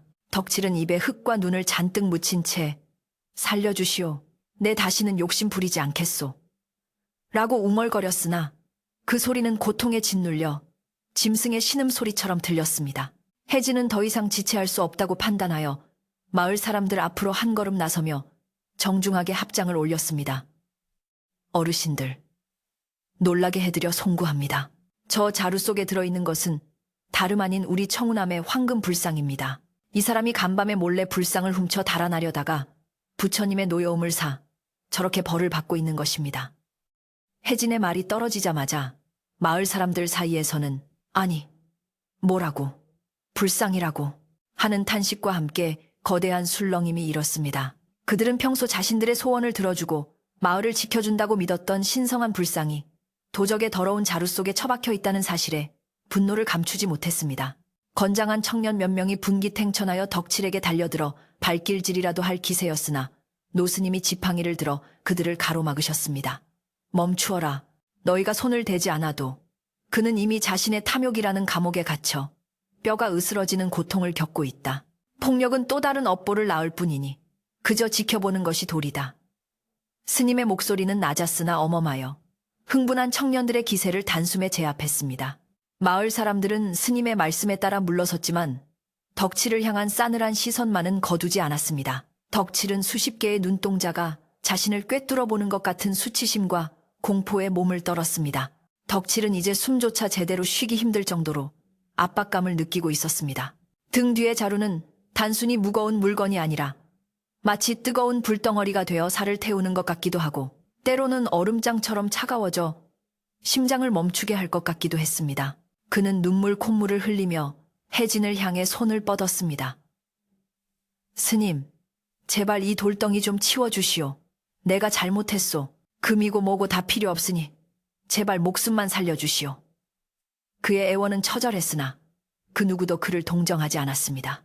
그것은 인과응보라는 자연의 섭리가 눈앞에서 펼쳐지는 엄숙한 순간이었기 때문입니다. 노스님은 덕칠의 머리맡으로 다가가시어 무릎을 굽히고 앉으셨습니다. 그리고는 덕칠의 눈을 똑바로 들여다보며 말씀하셨습니다. 네가 짊어진 것은 금불상이 아니라 네 마음속의 탐욕이다. 네가 그 탐욕을 완전히 내려놓지 않는 한 천하장사가 와도 저 자루를 들어 올릴 수 없을 것이다. 마음으로 놓아라. 진심으로 참회하고 욕심을 버려야만 비로소 육신의 짐도 벗겨질 것이다. 스님의 말씀은 덕칠의 귓가에 쟁쟁하게 울려 퍼졌고 덕칠은 그제야 자신이 무엇을 잘못했는지 뼈저리게 깨닫기 시작했습니다. 그는 탐욕에 눈이 멀어 신성한 것을 범하고 사람의 도리를 저버린 자신의 죄를 직시하게 되었습니다. 덕칠은 흐느끼며 잘못했습니다. 정말 잘못했습니다. 저는 이제 금불상을 가질 자격도 없고 원하지도 않습니다. 제발 용서해 주십시오. 라고 울부짖었습니다. 그 순간 거짓말처럼 덕칠의 등 뒤를 짓누르던 거대한 압박감이 조금씩 헐거워지는 듯한 느낌이 들었습니다. 그것은 물리적인 무게가 줄어든 것이 아니라 덕칠의 마음속에서 집착의 끈이 끊어지면서 생긴 변화였습니다. 덕칠이 바닥을 치며 통곡하자 하늘을 뒤덮고 있던 먹구름이 서서히 걷히고 아침 햇살이 구름 사이로 비치기 시작했습니다. 그 햇살은 마치 부처님의 자비처럼 덕칠의 얼어붙은 몸을 감싸 안았습니다. 혜진은 스님의 눈짓을 받고 덕칠에게 다가가 자루의 매듭을 풀기 시작했습니다. 아까는 쇠줄처럼 단단하여 풀리지 않던 매듭이 덕칠이 마음을 비우자 스르르 풀리는 것이 아니겠습니까? 혜진이 자루를 열어젖히자 찬란한 아침 햇살을 받아 번쩍이는 황금 불상의 모습이 드러났습니다. 마을 사람들은 일제히 오 하는 탄성을 지르며 그 자리에 엎드려 절을 올렸습니다. 불상은 흙바닥에 놓여 있었지만 그 위엄과 기품은 법당에 있을 때와 조금도 다를 바가 없었습니다. 오히려 눈밭 위에서 빛나는 불상의 모습은 더욱 성스럽고 신비로워 보였습니다. 혜진은 조심스럽게 두 손으로 불상을 들어 올렸습니다. 덕칠에게는 천근 만근의 무게로 짓누르던 그 불상이 혜진의 손에는 깃털처럼 가볍게 들려졌습니다. 이를 지켜보던 마을 사람들은 다시 한번 놀라 입을 다물지 못했습니다. 저것 보게, 저 도둑놈한테는 산만하던 것이 스님 손에는 저리도 가볍게 들리는구먼. 촌장이 감탄하며 무릎을 쳤습니다. 이것은 단순히 힘의 차이가 아니라 마음의 깨끗함과 더러움의 차이임을 그 자리에 있는 모든 사람들이 눈으로 확인하는 순간이었습니다. 혜진은 불상을 품에 안고 감격에 겨워 눈시울을 붉혔습니다. 덕칠은 등 위에 무게가 사라지자 긴장이 풀리며 그만 정신을 잃고 쓰러졌습니다. 그의 몸은 만신창이가 되어 있었고 얼굴은 눈물과 콧물 그리고 흙범벅이 되어 알아볼 수 없을 지경이었습니다. 노스님은 쓰러진 덕칠을 보며 혀를 차셨습니다. 제첸, 목숨은 건졌으나 죗값은 치러야 할 것이다. 스님은 마을 청년들에게 일러 덕칠을 관하로 데려가게 했습니다. 청년들은 축 늘어진 덕칠을 밧줄로 묶어 일으켜 세웠지만 덕칠은 이미 반쯤 넋이 나간 사람처럼 희죽거리며 헛소리를 중얼거릴 뿐이었습니다. 마을 사람들은 끌려가는 덕칠의 뒷모습을 보며 탐욕의 끝이 얼마나 비참한지 뼈저리게 느꼈습니다. 사태가 수습되자 촌장은 마을 사람들을 독려하여 불상을 다시 암자로 모셔다 드리자고 제안했습니다. 자, 우리 마을의 보물이 못된 놈, 손에 더러워질 뻔했으니 우리가 정성을 다해 다시 제자리로 모셔야 하지 않겠나. 촌장의 말에 사람들은 옳소, 우리가 모셔다 드립시다 하며 너도 나도 나섰습니다. 누구는 길을 트고 누구는 스님의 짐을 들어드리며 즉석에서 불상 이은 행렬이 만들어졌습니다. 눈 쌓인 산길은 여전히 험했지만 사람들의 얼굴에는 힘든 기색보다 안도감과 기쁨이 넘쳐 흘렀습니다. 혜진은 불상을 소중히 안고 행렬의 선두에 섰고 그 뒤를 노스님과 마을 사람들이 따랐습니다. 산길을 오르는 동안 해는 중천에 떠올라 온 세상을 환하게 비추었습니다. 나뭇가지에 쌓여있던 눈꽃들이 바람에 날려 은가루처럼 흩날렸고 산새들은 마치 불상의 귀환을 환영이라도 하듯 청아한 목소리로 지저귀었습니다. 마을 사람들은 험한 길을 오르면서도 입가에 미소를 띠고 서로 덕담을 나누었습니다. 정말 천만다행이네. 부처님이 영험하시지 않았다면 큰일 날 뻔했어. 그러게 말일세. 내 이번 일로 착하게 살아야겠다는 마음을 다시 한번 먹었네. 사람들의 대화 속에는 불상에 대한 경외심과 더불어 마을 공동체의 결속을 다지는 따뜻한 정이 묻어났습니다.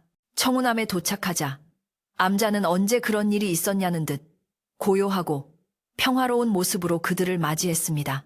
혜진은 대웅전 문을 활짝 열고 마을 사람들이 지켜보는 가운데 불상을 원래 있던 제단 위에 조심스럽게 모셨습니다. 불상이 제자리를 찾자 대웅전 안은 다시금 온화하고 성스러운 기운으로 가득 찼습니다. 혜진은 향을 피우고 촛불을 밝히며 불상 앞에 엎드려 감사의 기도를 올렸습니다.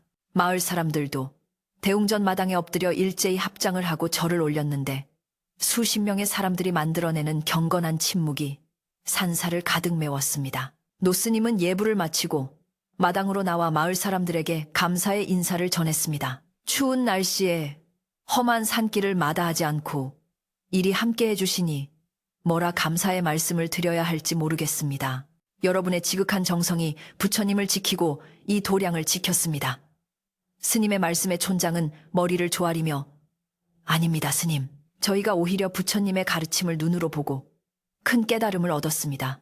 이 모든 것이 스님들의 덕분입니다. 라고 화답했습니다. 서로를 위하는 따뜻한 말들이 오고 가며 지난밤의 공포와 긴장은 눈 녹듯 사라지고 훈훈한 기운이 감돌았습니다. 혜진은 서둘러 부엌으로 가서 큰 가마솥에 물을 끓이기 시작했습니다. 고생한 마을 사람들에게 따뜻한 차라도 한 잔 대접하고 싶은 마음에서였습니다. 그는 겨우내 말려둔 둥굴레와 대추를 꺼내 솥에 넣고 장작불을 지폈습니다. 아궁이에서 타오르는 불꽃을 보며 혜진은 비로소 마음의 안정을 되찾을 수 있었습니다. 다행이다. 정말 다행이다. 그는 속으로 되뇌며 불상을 잃어버릴 뻔했던 아찔한 순간을 회상했습니다. 그리고 다시는 이런 일이 일어나지 않도록 더욱 수행에 정진하고 도량을 잘 지키겠다고 다짐했습니다. 구수한 차냄새가 부엌을 넘어 마당까지 퍼져나가자 사람들의 온몸과 마음도 조금씩 녹아내렸습니다. 마당에 모인 사람들은 삼삼오오 짝을 지어 눈을 치우거나 암자 주변을 정리하는 일을 거들기 시작했습니다. 시키지 않아도 스스로 나선 일이었습니다. 여기 눈을 좀 더 치워야겠네. 스님들이 다니시기 불편하시겠어. 나는 객감을 좀 더 패놓고 갈 테니 자네는 부엌 일을 좀 돕게. 마을 사람들은 마치 자기 집 일처럼 팔을 걷어붙이고 나섰습니다. 톱질 소리, 빗자루질 소리, 그리고 사람들의 웃음소리가 어우러져 산사는 모처럼 활기를 되찾았습니다. 덕칠이 남기고 간 흉흉한 발자국들은 마을 사람들의 부지런한 손길에 의해 깨끗이 지워졌고 그 자리에는 다시 깨끗하고 정갈한 눈길이 만들어졌습니다. 어느덧 점심때가 되어 배꼽시계가 울릴 무렵 혜진은 마을 아낙네들의 도움을 받아 점심 공양을 준비했습니다. 비록 산채 비빔밥과 된장국뿐인 소박한 밥상이었지만 모두가 둘러앉아 먹는 밥맛은 꿀맛이었습니다. 김이 모락모락 나는 밥을 한 숟가락 가득 퍼서 입에 넣으며 사람들은 지난밤의 무용담을 안주 삼아 이야기꽃을 피웠습니다. 그 도둑놈 표정 봤나? 세상 억울한 표정으로 엎드려 있는데 쌤통이더구만. 그래도 부처님이 살려주신 게야. 그 무게를 계속 견디고 있었으면 아마 숨이 끊어졌을걸. 사람들의 이야기 속에서 덕칠은 탐욕의 상징이자 교훈을 주는 존재로 남게 되었습니다. 식사를 마친 후 촌장은 노스님에게 조심스럽게 물었습니다. 스님, 앞으로도 이런 일이 또 생기면 어쩝니까? 불상이 너무 귀해서 탐내는 자들이 많을 텐데요. 노스님은 찻잔을 내려놓으며 빙그레 웃으셨습니다. 허허, 걱정 마십시오. 이번 일을 계기로 세상 사람들도 알게 되었을 겁니다. 욕심으로 취하려 하면 돌보다 무거워지고 마음으로 모시면 깃털보다 가벼워진다는 것을요. 그 소문이 파다하게 퍼지면 감히 헛된 마음을 품고 오는 자는 없을 것입니다. 스님의 현명한 말씀에 마을 사람들은 고개를 끄덕이며 안심했습니다. 오후가 되자 해는 서쪽으로 기울기 시작했고 마을 사람들은 하산할 채비를 서둘렀습니다. 스님, 저희는 이제 내려가 보겠습니다. 무슨 일 있으면 언제든지 종을 치십시오. 득달같이 달려올 테니까요. 촌장의 듬직한 인사에 혜진은 깊이 허리를 숙여 배웅했습니다. 사람들이 하나둘 산을 내려가고 그들의 뒷모습이 시야에서 사라질 때까지 혜진은 산문 앞에 서서 손을 흔들었습니다. 마을로 내려가는 사람들의 발걸음은 올라올 때보다 훨씬 가볍고 경쾌해 보였습니다. 그들은 산을 내려가며 오늘 겪은 신비한 이야기를 동네방네 전할 것이고 청운암의 전설은 더욱 깊어질 것입니다. 사람들이 모두 떠나고 암자에는 다시 고요가 찾아왔습니다. 하지만 이전의 적막함과는 다른 충만하고 따뜻한 고요함이었습니다. 혜진은 마당에 남아있는 발자국들을 보며 오늘 하루 동안 겪은 일들이 마치 긴 꿈만 같이 느껴졌습니다. 그는 대웅전 쪽을 바라보았는데 닫힌 문틈 사이로 흘러나오는 황금 불상의 기운이 온 산을 감싸 안고 있는 듯 했습니다. 바람은 잦아들었고 저녁 예불을 알리는 범종 소리를 기다리는 산사의 오후는 평화롭기 그지없었습니다. 혜진은 빗자루를 들고 마당에 남은 마지막 눈 부스러기를 쓸어내며 마음속에 남아있던 미세한 불안의 먼지까지 모두 털어내었습니다. 노스님은 선방 툇마루에 앉아 먼 산을 바라보고 계셨습니다. 스님의 표정은 더할 나위 없이 평온해 보였고 입가에는 옅은 미소가 머물러 있었습니다. 혜진이 다가와 스님, 많이 피곤하시지요? 방에 들어가 좀 쉬십시오. 라고 말씀드리자 스님은 고개를 저으며 말씀하셨습니다. 아니다. 오늘은 하늘이 참으로 맑구나. 저녁 노을이 불상을 닮아 황금빛으로 물들 것 같아. 조금 더 이 풍경을 눈에 담고 싶구나. 혜진은 스님의 옆에 조용히 앉아 함께 산을 바라보았습니다. 두 승려의 그림자가 길게 늘어지며 청운함의 하루가 저물어가고 있었습니다. 혜진은 오늘 일을 겪으며 수행자로서 한 단계 더 성장했음을 느꼈습니다. 단순히 불상을 지키는 것이 아니라 사람들의 마음을 지키고 바른 길로 인도하는 것이 승려의 본분임을 깨달은 것입니다. 그는 덕칠이 남기고 간 교훈을 평생 잊지 않겠다고 다짐했습니다. 탐욕은 결국 자신을 파멸로 이끌지만 비움은 진정한 자유와 평화를 가져다 준다는 진리를 가슴 깊이 새겼습니다. 이제 암자는 다시 예전의 일상으로 돌아갈 준비를 마쳤습니다. 저녁 연기가 모락모락 피어오르는 굴뚝과 처마 밑에서 졸고 있는 누렁이, 그리고 바람에 흔들리는 풍경 소리까지 모든 것이 제자리에 있었습니다. 저녁 공양 시간이 다가오자 혜진은 부엌으로 들어가 쌀을 씻었습니다. 쌀 씻는 소리가 경쾌하게 울려 퍼졌고 혜진의 흥얼거리는 노랫소리가 섞여 들었습니다. 그는 오늘 저녁에는 특별히 팥죽을 쑤어 스님과 함께 나누어 먹어야겠다고 생각했습니다. 붉은 팥죽이 나쁜 기운을 물리치고 새 희망을 가져다 줄 것이라 믿었기 때문입니다. 장작불이 활활 타오르며 솥단지를 데우는 동안 혜진의 마음도 훈훈하게 데워졌습니다. 이제 남은 것은 따뜻한 밥 한 끼와 편안한 잠자리, 그리고 내일 다시 떠오를 태양을 기다리는 일뿐이었습니다. 부엌 아궁이에서 타오르는 장작불이 붉게 피어오르며 서늘해진 저녁 공기를 훈훈하게 데우기 시작했고 가마솥에서는 팥죽이 보글보글 끓는 소리가 정겹게 들려왔습니다. 혜진은 나무 주걱으로 솥바닥이 눌어붙지 않도록 천천히 저으며 붉은 팥죽이 걸쭉해지는 모습을 바라보았습니다. 팥이 푹 무르고 쌀알이 퍼지면서 나는 구수하고 달큰한 냄새가 부엌을 가득 채우자 하루 종일 긴장하고 고생했던 몸과 마음이 스르르 녹아내리는 듯 했습니다. 밖에서는 땅거미가 내려앉아 산사를 어둠으로 물들이고 있었지만 부엌 안은 그 어느 때보다 따뜻하고 평온한 기운이 감돌고 있었습니다. 혜진은 찹쌀가루를 익반죽하여 동그랗게 빚은 새알심을 끓는 팥죽 속에 하나씩 조심스럽게 넣었습니다. 새알심이 익어 동동 떠오르기를 기다리는 동안 혜진은 문득 오늘 하루 동안 겪은 일들이 주마등처럼 스쳐 지나갔습니다. 탐욕에 눈이 멀어 흉한 모습으로 변해버린 덕칠과 그를 짓누르던 보이지 않는 죄의 무게, 그리고 마음을 비우자 깃털처럼 가벼워지던 불상의 신비로운 이치까지 모든 것이 마치 깨달음을 주기 위해 준비된 한 편의 연극 같았습니다. 혜진은 주걱을 젓던 손을 잠시 멈추고 깊은 숨을 들이마셨습니다. 들이마신 공기 속에는 팥죽의 구수함뿐만 아니라 겨울 산사의 청량함과 평화로움이 함께 배어 있었습니다. 그는 자신이 이 산사를 지키는 것이 아니라 오히려 산사와 부처님이 자신을 지켜주고 있다는 사실을 뼈저리게 느꼈습니다. 이윽고 새알심이 하얗게 떠오르자 혜진은 불을 줄이고 뜸을 들이기 시작했습니다. 솥뚜껑을 덮자 김이 피어오르며 뚜껑이 달그락거리는 소리가 났는데 그 소리마저도 오늘은 경쾌한 음악 소리처럼 들렸습니다. 혜진은 정갈한 사기그릇 2개를 꺼내어 팥죽을 가득 퍼담았습니다. 붉은 팥죽 위에 하얀 새알심이 동동 떠있는 모습이 마치 밤하늘에 뜬 달처럼 예뻐 보였습니다. 그는 쟁반의 팥죽 그릇과 맑은 동치미 한 그릇을 받쳐들고 노스님이 계신 방으로 향했습니다. 마루를 밟을 때마다 나는 삐걱 소리가 고요한 산사의 저녁을 깨웠지만 그 소리는 더 이상 불안하지 않고 아늑하게 느껴졌습니다. 방문을 열자 노스님은 온화한 미소로 혜진을 맞이해 주셨습니다. 오, 맛있는 냄새가 나는구나. 오늘 하루 고생 많았는데 어서 이리 와서 함께 들자.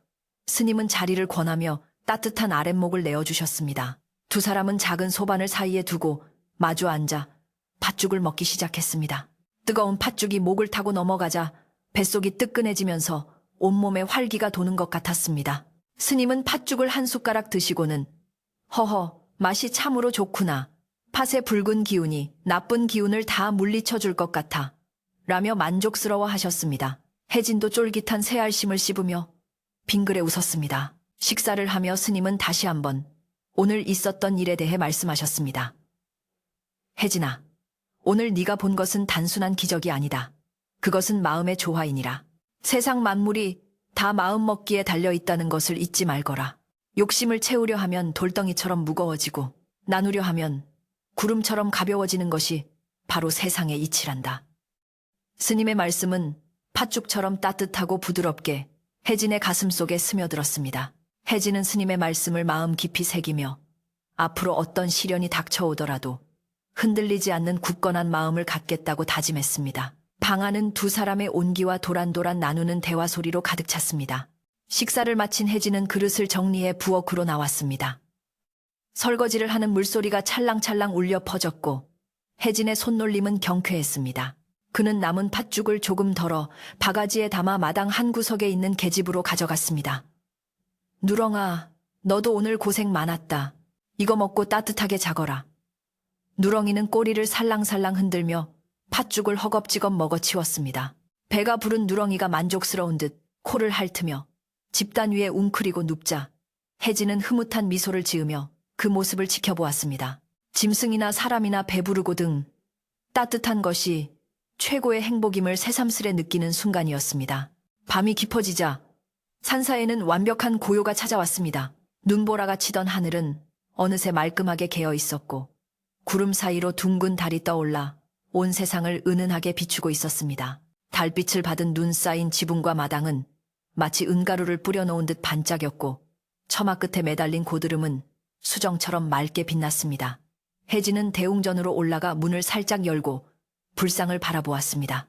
촛불 아래 앉아있는 황금 불상은 낮의 소동은 전혀 몰랐다는 듯 여전히 평온하고 자비로운 미소를 짓고 있었습니다. 그 미소는 달빛과 어우러져 더욱 신비롭게 보였고 보는 이의 마음을 차분하게 가라앉혀 주었습니다. 혜진은 불상 앞에 향을 하나 피워 올리고 합장을 했습니다. 부처님, 오늘 하루 무사히 지켜주셔서 감사합니다. 저 어리석은 중생도 부디 뉘우치고 새 삶을 살게 해주십시오. 혜진은 덕치를 위해 기도를 올렸습니다. 미움과 분노는 이미 사라지고 그 자리에는 연민과 자비심만이 남아 있었습니다. 향연기가 가늘게 피어오르며 천장으로 흩어졌고 혜진의 기도 소리는 나지막하게 대웅전 안을 울렸습니다. 그는 이제 더 이상 불상을 도둑맞을까봐 전전긍긍하지 않았습니다. 진정한 보물은 눈에 보이는 금덩이가 아니라 그것을 지키는 사람들의 순수한 마음속에 있음을 깨달았기 때문입니다. 산 아래 마을에서도 평화로운 밤이 깊어가고 있었습니다. 마을 사람들은 저녁을 먹고 따뜻한 아랫목에 모여 앉아 오늘 있었던 신비한 이야기를 나누고 있었습니다. 그 불상이 정말 영험하긴 한가 봐. 어떻게 사람이 들지도 못하게 무거워질 수가 있어. 그러게 말이야. 우리 마을에 그런 보물이 있다는 게 정말 자랑스러워. 사람들의 이야기 속에서 청운함의 황금 불상은 단순한 금덩이가 아니라 마을을 지켜주는 수호신으로 다시 태어나고 있었습니다. 그들은 산 쪽을 바라보며 합장을 하거나 아이들에게 착하게 살아야 한다는 옛날 이야기를 들려주며 밤을 보냈습니다. 다음 날 아침, 혜진이 눈을 떴을 때는 햇살이 창호지 문을 환하게 비추고 있었습니다. 그는 여느 때와 다름없이 이른 새벽에 일어나 도량을 청소했습니다. 빗자루가 눈 위를 지나가는 사각사각 소리가 상쾌하게 들렸습니다. 간밤에 푹 잔 덕분에 몸은 날아갈 듯 가벼웠고 머리는 맑았습니다. 마당에 쌓인 눈을 치우고 나니 멀리서 까치 울음소리가 들려왔습니다. 반가운 손님이 올 징조라는 까치 소리에 혜진은 하늘을 올려다보았습니다. 파란 하늘은 티끌 하나 없이 맑았고 산 공기는 차갑지만 상쾌했습니다. 어제와 같은 풍경이었지만 혜진의 눈에 비친 세상은 어제와는 전혀 다른 희망차고 아름다운 세상이었습니다. 오후가 되자 마을 사람들이 땔감이며 곡식을 짊어지고 암자를 찾아왔습니다. 스님, 어제 고생하셨을 텐데 이거 드시고 힘내십시오. 저희가 눈 치우는 걸 좀 도와드리러 왔습니다. 사람들의 따뜻한 마음이 모여 암자 마당은 다시 활기로 넘쳤습니다. 혜진은 사람들에게 따뜻한 차를 대접하며 감사의 인사를 전했습니다. 이제 암자는 고립된 수행처가 아니라 마을 사람들과 소통하고 정을 나누는 열린 공간이 되었습니다. 사람들의 웃음소리가 산사에 울려 퍼지자 추운 겨울바람도 잠시 멈추고 그 따뜻한 풍경을 지켜보는 듯 했습니다. 계절은 흘러 겨울이 깊어갔지만 청운함은 그 어느 해보다 따뜻한 겨울을 보냈습니다. 눈이 많이 와서 길이 끊기면 마을 사람들이 길을 터주었고 돛감이 떨어지면 누가 먼저랄 것도 없이 지게를 지고 올라왔습니다. 혜진과 노스님은 마을 사람들의 대소사를 챙겨주며 그들의 정신적인 지주가 되어주었습니다. 황금 불상에 대한 헛된 소문은 사라지고 대신 탐욕을 경계하고 바르게 살아야 한다는 교훈적인 이야기만이 전설처럼 남았습니다. 덕칠도 관아에서 죗값을 치르고 나온 뒤 개과천선하여 성실하게 살고 있다는 소식이 바람결에 들려왔습니다. 어느 눈 내리는 밤, 혜진은 잠자리에 누워 천장을 바라보았습니다. 옆방에서 들려오는 노스님의 고른 숨소리와 처마 끝 풍경이 바람에 흔들려 나는 댕그랑 소리가 자장가처럼 들려왔습니다. 방 안은 군불 덕분에 따뜻했고 이불의 감촉은 포근했습니다. 혜진은 눈을 감으며 생각했습니다. 행복이란 멀리 있는 것이 아니구나. 욕심을 버리고 지금 이 순간에 감사하는 마음, 그것이 바로 극락이구나. 그는 입가에 옅은 미소를 지으며 편안한 자세로 돌아 누웠습니다. 마음속에 아무런 걱정도 불안도 없는 진정한 평화가 그를 감싸 안았습니다. 창밖에는 하얀 눈이 소리 없이 내려온 세상을 포근하게 덮어주고 있었습니다. 마치 세상의 모든 아픔과 상처를 덮어주고 위로하려는 듯 눈송이는 부드럽게 춤을 추며 내려앉았습니다. 청운암의 황금 불상도, 곤히 잠든 혜진과 노스님도, 그리고 산 아래 마을 사람들도 모두 이 거대한 자연의 품 안에서 하나가 되어 깊은 잠에 빠져들었습니다. 바람소리는 점점 잦아들고 산사는 깊은 침묵과 평온 속으로 가라앉았습니다. 내일 아침이면 또다시 맑은 해가 떠오르겠지만 지금 이 순간만큼은 시간이 멈춘 듯 고요하고 평화로웠습니다. 이제 여러분도 무거운 마음의 짐은 모두 내려놓으시고 따뜻한 이불 속에서 편안함을 느껴보세요. 혜진 스님이 끓여준 따뜻한 팥죽 한 그릇을 먹은 것처럼 몸과 마음이 훈훈해지는 것을 느끼실 겁니다. 걱정은 눈 녹듯 사라지고 평온함만이 여러분 곁에 머물 것입니다. 청운함의 맑은 풍경 소리를 들으며 깊고 편안한 잠 속으로 빠져드시길 바랍니다. 오늘 밤 여러분의 꿈속에도 황금불상의 자비로운 미소와 따뜻한 평화가 함께하기를 기원합니다. 그럼 안녕히 주무세요.